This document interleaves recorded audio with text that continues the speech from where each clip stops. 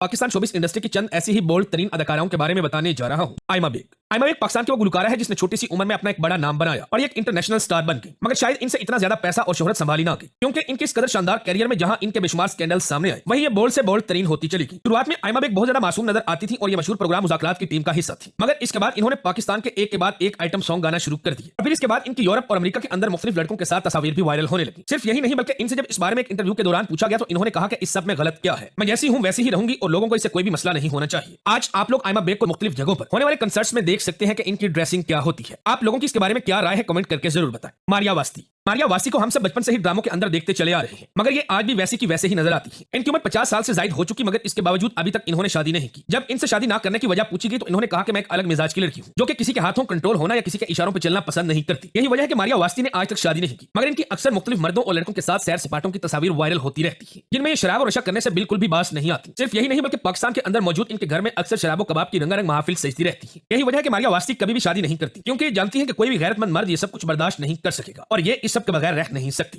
हानिया आमिर दौरे हाजिर की मशहूर अदाकारा हानिया आमिर दिखने में जितनी मासूम है, ये अपनी असल जिंदगी के अंदर उतनी ही आयाश है। इन्होंने वैसे तो लगातार मर्दों के साथ ताल्लुकात कायम किए, ताहम अपने बॉयफ्रेंड आसिम अजहर के साथ इन्होंने पूरे जहान की सैर की। यूरोप और अमेरिका के कमरों से इनकी वीडियोस आज भी इंटरनेट पर मौजूद है, मगर जब हानिया आमिर का आसिम अजहर से दिल भर गया तो इन्होंने आसिम को बीच रास्ते में छोड़ दिया और अपने नए शिकार की तलाश में निकल पड़ी। यही वजह है कि अब इनको कभी पाकिस्तानी अदाकारों के साथ देखा जाता है तो कभी इंडियन सिंगर बादशाह के साथ। ये ज्यादातर अपना वक्त मुल्क से बाहर यूरोपीय माहौल में गुजारना पसंद करती है, क्योंकि इनको लड़कों के साथ कुछ ज्यादा ही क्लोज हो जाने की गंदी लत लगी है।